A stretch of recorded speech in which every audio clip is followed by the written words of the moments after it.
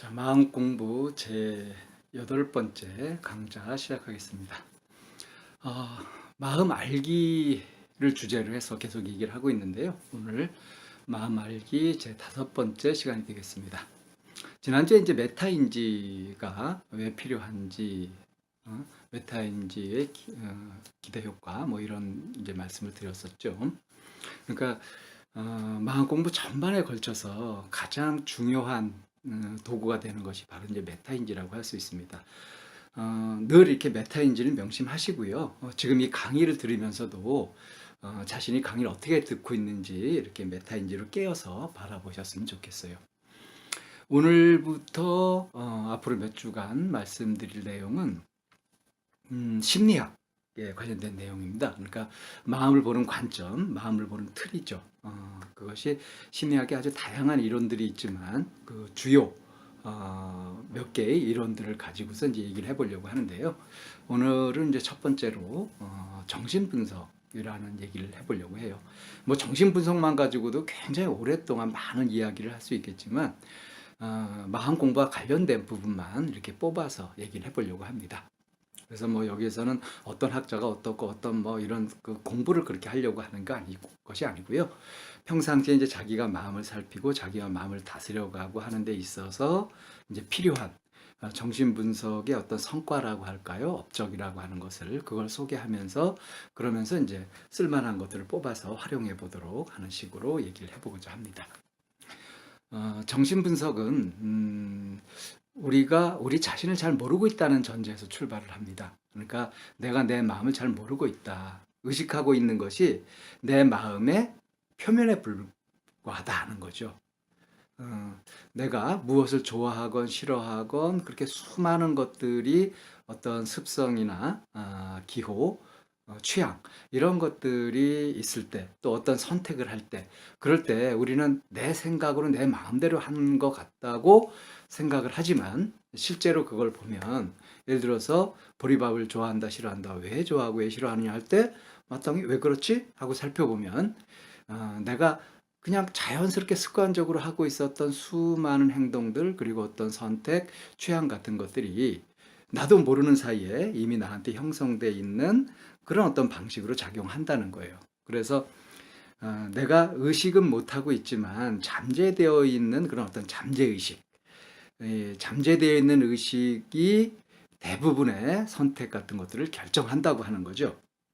그러니까 잠재된 무의식이라고 하는 이 부분이 우리 행동의 대부분의 원인이 된다는 겁니다. 그러니까 왜 저렇게 행동을 하는지, 왜 또 마음이 아픈지, 어떻게 하려면 건강해지는지 이런 것들을 알아가기 위해서는 그냥 생각만 가지고는 안 된다는 거예요.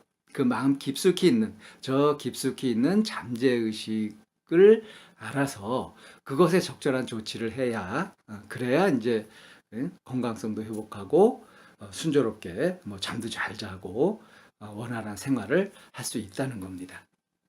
그래서 뭐 다양한 정신분석학자들의 다양한 그 갈래의 이론들이 많이 있지만 전체적인 흐름을 보면 정신분석은 일단 자기가 생각하는 대로 의식 차원에서 뭔가 결정하는 것이 아니라 잠재의식이 굉장히 중요하다는 것이고 그것이 빙산의 일각처럼 이렇게 수면에 떠오르는 그 일부분이 아니라 그 밑에 있는 그 잠재의식이 중요하고 그 위에 떠오른 것을 현재의식이라고 합니다. 드러나는 의식. 현재의식은 잠재의식에 영향을 받는다고 이렇게 보는 거죠.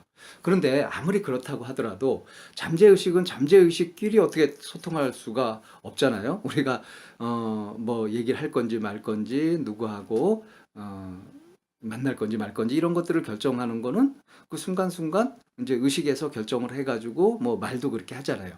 그렇기 때문에 정신분석에서 하는 작업은 뭐냐면 결국은 잠재된 그 마음 깊숙이 있는 그것을 알아내려고 하는 데 있어서 잠재된 무의식, 잠재의식을 알려고 하는 데 있어서 의식으로 그걸 파고 들어가는 거. 그러니까 예를 들자면 석탄을 그 채굴하는데 땅속 깊이 있으니까 그거를 이 갱도를 파가지고 들어가는 거죠.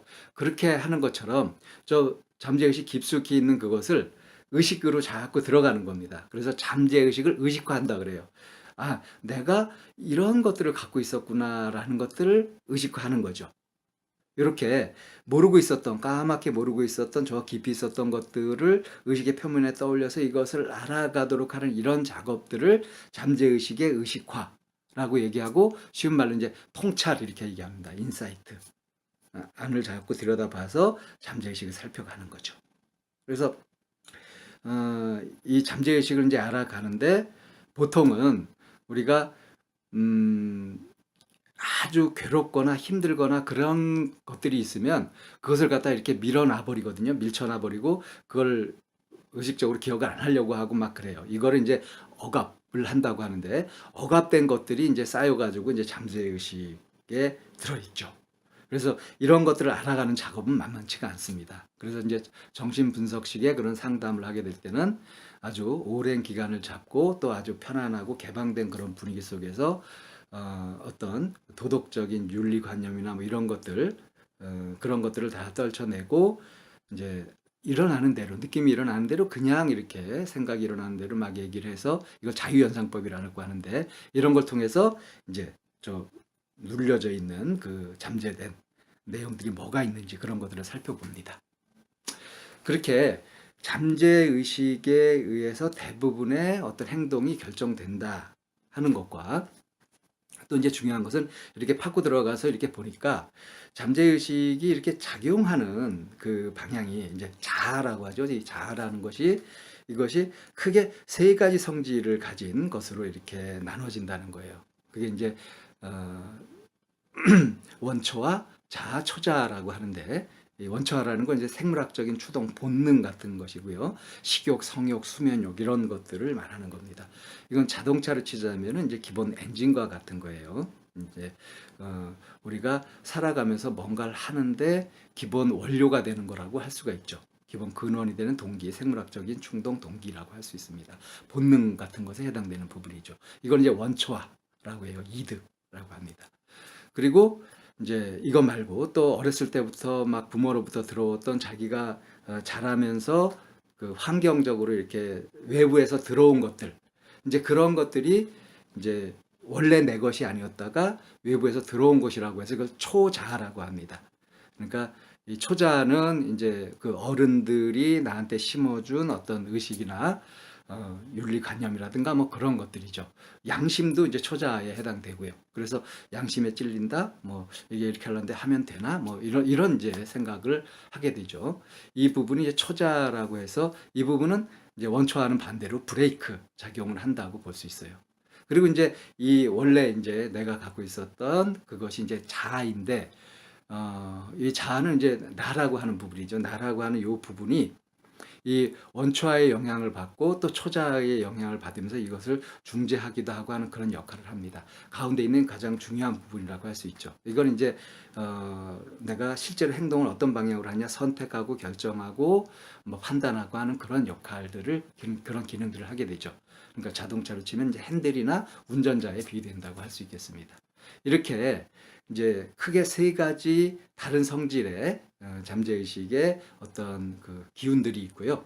이 원초와 자아, 초자아가 이제 서로 균형을 잘 맞추고 있는 것을 건강하다고 하고, 이 균형이 깨져버리면은, 그러면 이제 아주 특징적인 그런 어떤 성격 같은 걸 갖게 되는데, 예를 들어서 초자가 이제 아주 강하게 되면은 사감 선생님처럼 있죠. 아주 딱딱하고 권위적이고 막 이렇게 될 수가 있고요.